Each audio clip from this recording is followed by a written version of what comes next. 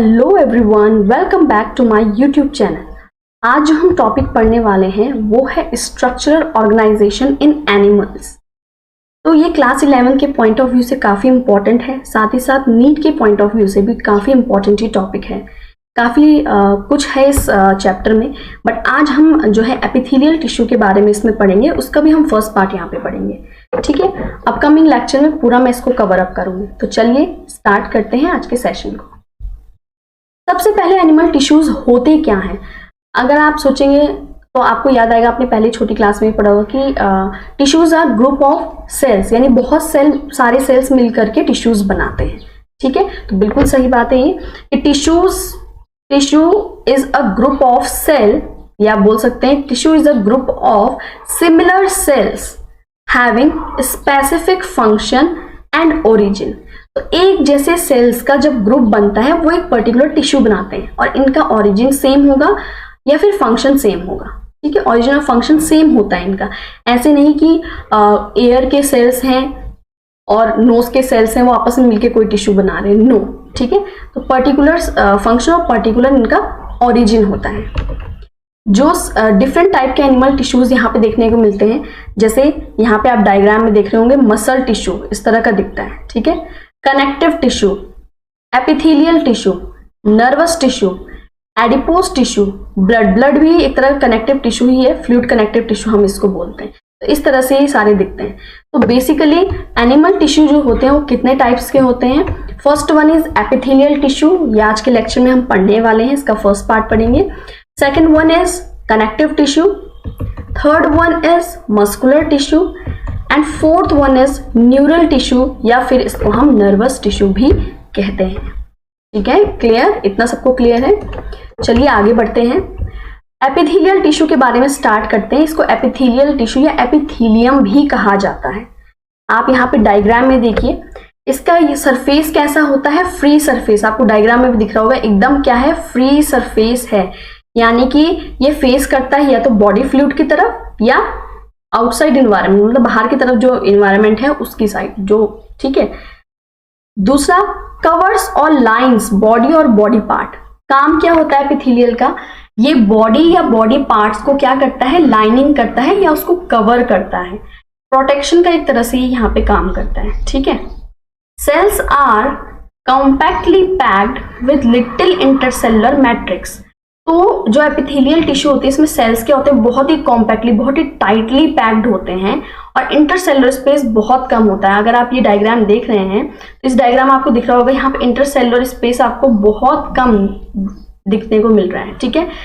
बहुत ही ज्यादा कॉम्पैक्टली, देखिए एकदम एक दूसरे से चिपके हुए हैं, ठीक है।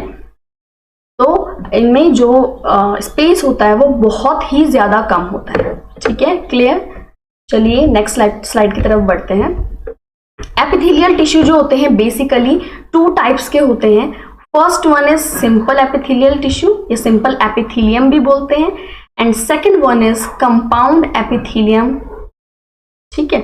सिंगल एपिथेलियम, सिंपल एपिथेलियम में क्या होता है? सिंगल लेयर्ड होते हैं। सिंगल लेयर का मतलब कि इसकी टिश्यू जो होंगे इसमें सेल की एक ही लेयर बनी होगी, सिंगल लेयर, ये इस तरह से, ठीक है।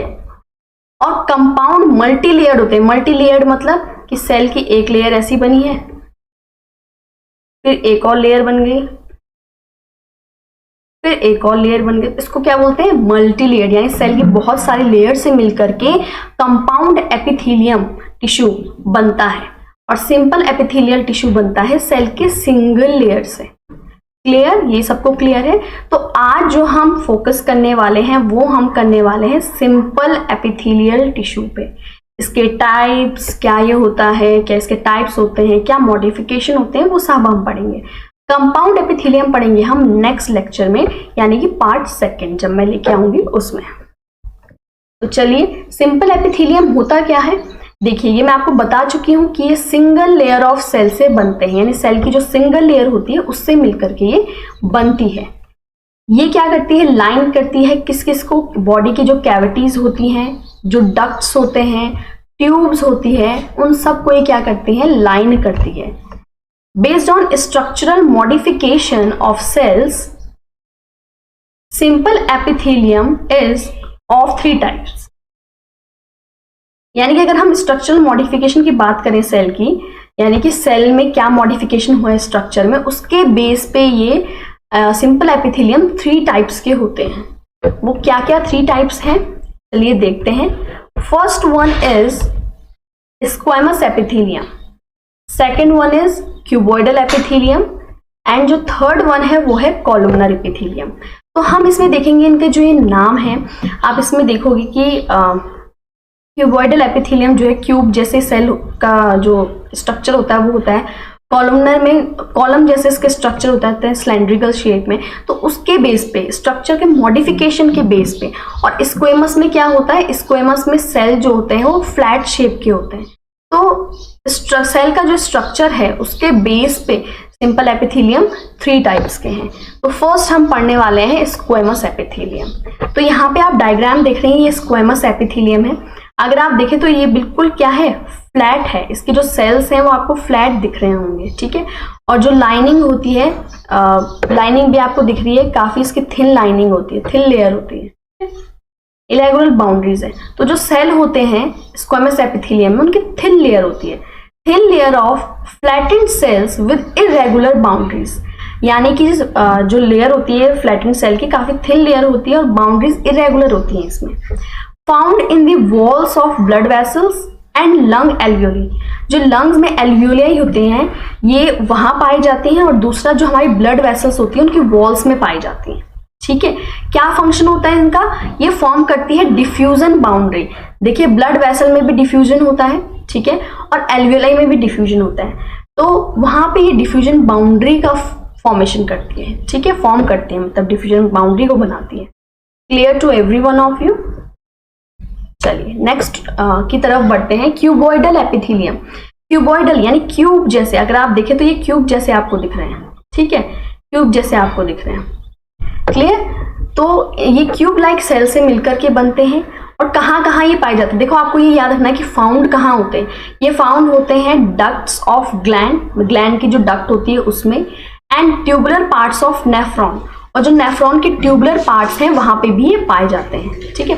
फंक्शन क्या होता है इनका, एक तो सीक्रेशन होता है, दूसरा एब्जॉर्प्शन होता है। सीक्रेशन का काम भी करते हैं, जो भी सीक्रेट होता है वहां पे हेल्पफुल होते हैं, साथ ही साथ एब्जॉर्प्शन में भी काम करते हैं, यानी चीजों को एब्जॉर्ब करने में भी काम करते हैं, ठीक है। जो प्रॉक्सिमल कन्वोलेटेड ट्यूब्यूल होता है, पीसीटी का जो एपिथेलियम होता है उसमें माइक्रोविलाई प्रेजेंट होती है, विलाई हेयर लाइक स्ट्रक्चर। तो माइक्रोविलाई बहुत छोटे छोटे हेयर लाइक स्ट्रक्चर्स उसमें प्रेजेंट होते हैं, ठीक है। नेफ्रॉन क्या है, नेफ्रॉन क्लियर है सबको, नेफ्रॉन किडनी के अंदर पाए जाते हैं जो फिल्ट्रेशन का काम करता है, ठीक है। चलिए अब थर्ड वन है हमारा कॉलमनर एपिथेलियम। तो आप डायग्राम देखिए, इसमें कॉलम जैसे दिख रहे हैं, सिलेंड्रिकल सेल कैसे हो गए, कॉलम जैसे शेप में हो गए, सिलेंडर जैसे शेप में हो गए, इसीलिए इसको कॉलमनर एपिथेलियम कहा जाता है। और न्यूक्लियस अगर आप देखें तो बिल्कुल आपको बेस पे न्यूक्लियस देखने को मिल रहे हैं, ठीक है, क्लियर। तो जो कॉलमनर एपिथेलियम होता है ये एक तो टॉल होते हैं इसके सेल्स, और कैसे होते हैं, सिलेंडर जैसे शेप में होते हैं। न्यूक्लियाई जो होती है ये कहाँ पे लोकेटेड होती है, बेस पे एकदम, मैंने आपको बताया, ठीक है। फ्री सरफेस होती है, सरफेस बिल्कुल आपको फ्री दिखेगी। हो सकता है कि कुछ में माइक्रोविलाई देखने को आपको मिले, ठीक। Found in the lining of stomach, कहाँ देखने को मिलते हैं कॉलमनर एपिथेलियम, स्टमक की लाइनिंग पे, इंटेस्टाइन की लाइनिंग पे। इस पे ही बेस क्वेश्चन आ जाते हैं कि स्टमक की लाइनिंग पे बताइए कौन देखने को मिलता है, और ऑप्शंस आ जाते हैं। फंक्शन इसका भी क्या है, सिक्रीशन एंड अब्जॉर्प्शन का फंक्शन होता है। क्लियर। चलिए अभी हमने तीनों ही एपिथेलियम पढ़ लिए, अब हम पढ़ने वाले हैं उनके मॉडिफिकेशन के बारे में, यानी कि कॉलमनर क्यूबॉइडल में जब थोड़ा सा मॉडिफिकेशन हुआ तो क्या क्या और एपिथेलियम देखने को मिले। तो यहाँ पे है सीलिएटेड एपिथेलियम, सीलिएटेड, सीलिया, सीलिया क्या होते हैं, ये आपको जो डायग्राम दिख रहे हैं ये हेयर लाइक स्ट्रक्चर, इन्हीं को सीलिया कहा जाता है। सीलिया का फंक्शन जनरली क्या होता है, मूवमेंट में, तो यहाँ पे भी वो वही काम करते हैं, ठीक है। Cells bear cilia on their surface, यानी कि सरफेस पे क्या होते हैं, सेल्स के पास सीलिया प्रेजेंट होते हैं। और ये होता कहाँ है, present in inner surface of hollow organs. जो होलो ऑर्गन्स होते हैं जैसे ब्रोंकियोल्स, फैलोपियन ट्यूब, इनके अंदर जो इनर सरफेस होता है, अंदर वाला सरफेस होता है, वहां पे ये सीलिएटेड एपिथेलियम देखने को मिलते हैं। अब काम क्या है इनका, काम है टू मूव पार्टिकल्स और mucus in a specific direction over the epithelium. इनका काम होता है जो पार्टिकल्स हैं या जो म्यूकस है उनको एक स्पेसिफिक डायरेक्शन में मूव करना। ठीक है, क्लियर? तो आपको इस तरह से इनके फंक्शन, कहाँ पाया जाता है, ये सब आपको ध्यान रखना है, याद रखना है। इसीलिए मैं आपके लिए यहाँ पे नोट्स भी लेके आई हूँ ताकि आप इजी तरीके से इसको क्या है लिख सको, समझ सको। ठीक है, चलिए next, glandular epithelium. Glandular epithelium जो होता है, यहाँ पे सिंगल ही आएगा। ग्लैंडुलर एपिथेलियम जो होता है ये सिक्रीशन के लिए होते हैं, 2 टाइप के होते हैं। ग्लैंड की बात करें तो ग्लैंड सिक्रीशन का काम करता है, यूनिसेलुलर एंड मल्टीसेलुलर। तो यूनिसेलुलर जो होता है कंसिस्ट करता है कुछ ग्लैंडुलर सेल्स, जैसे कि गॉबलेट सेल जो होता है एलिमेंट्री कैनाल का, वो इसके अंदर आता है। मल्टीसेलुलर कंसिस्ट करता है क्लस्टर ऑफ सेल्स। क्लस्टर मतलब गुच्छे, बहुत सारे सेल्स आपको एक साथ दिखेंगे, जैसे स्लाइवरी ग्लैंड में होता है। ठीक है, यहाँ पे आइसोलेटेड होंगे। आइसोलेटेड मतलब क्या होगा, दूर दूर, अलग अलग। ठीक है, यहाँ पे एक साथ होंगे, क्लस्टर होगा। तो यहाँ पे जो मल्टीसेलुलर उसका एग्जाम्पल है ये स्लाइवरी ग्लैंड का। ये देखो आपको यहाँ पे क्या है, ग्लैंडुलर एपिथेलियम दिख रहे हैं और सारे क्लस्टर्स में है, एक दूसरे से जुड़े हुए हैं एकदम। तो ये क्या हो गया, ये मल्टीसेलुलर का केस है। ठीक है, आइसोलेटेड में क्या होंगे, दूर दूर होंगे। यूनिसेलुलर का केस होता है अकेला, मल्टी में बहुत सारे। ठीक है, ग्लैंडुलर एपिथेलियम में ही हम आगे पढ़ते हैं। Based on mode of pouring of their secretion, यानी कि वो क्या कैसे सिक्रीशन करते हैं, जो सिक्रीशन करते हैं उसके बेस पे ग्लैंड्स आर ऑफ 2 टाइप्स। 2 तरह की ग्लैंड्स होती हैं, एक होता है एक्सोक्राइन ग्लैंड, एक होता है endocrine gland. Exocrine gland they release secretion through ducts, यानी कि ये क्या करती हैं, जो भी ये सिक्रीशन करती है वो डक्ट के थ्रू होते हुए जाता है, यानी कि ट्यूब्स के थ्रू होते हुए जाता है। Exocrine gland secrete mucus, saliva, ear wax, oil, digestives etcetera. Digestive and digestive enzymes. तो ये सब कौन सीक्रेट करता है, एक्सोक्राइन ग्लैंड सीक्रेट करता है। ठीक है, डक्ट के थ्रू। म्यूकस हो गया, स्लाइवा हो गया, जो एयर में आप वैक्स देखते हो चिपचिपा सा, वो सब एंजाइम्स हो गया, डाइजेस्टिव, ये सब कौन सीक्रेट करता है, एक्सोक्राइन ग्लैंड। एंडोक्राइन ग्लैंड क्या होते हैं, डक्टलेस ग्लैंड, यानी कोई भी डक्ट नहीं होती, कोई भी ट्यूब नहीं होती है। They produce hormone. तो ये क्या प्रोड्यूस करते हैं, हार्मोन प्रोड्यूस करते हैं। डिफरेंट हार्मोन्स होते हैं हमारी बॉडी में। ठीक है, जैसे एड्रेनलिन, इंसुलिन, टेस्टोस्टेरोन, ये सब हार्मोन्स कौन सीक्रेट करता है, एंडोक्राइन ग्लैंड सीक्रेट करता है। ठीक है, आई होप आपको ये टॉपिक क्लियर हो गए हो, जितना भी मैंने आज समझाया है। इसी पे बेस मैं आपके लिए क्वेश्चन लेकर के आऊंगी नेक्स्ट लेक्चर में। पहले हम इस टॉपिक को आज हमने पढ़ा, इसी पे बेस में क्वेश्चन लेके आऊंगी, देन हम कंपाउंड एपिथेलियम पढ़ेंगे इसके बाद वाले टॉपिक में। ठीक है, अगर आपको वीडियो यूजफुल लगा हो तो वीडियो को लाइक कीजिए, ज़्यादा से ज़्यादा इसको शेयर कीजिए और चैनल को सब्सक्राइब कीजिए। कोई भी अगर आपकी क्वेरी हो तो आप कमेंट बॉक्स में पूछ सकते हैं। Thank you.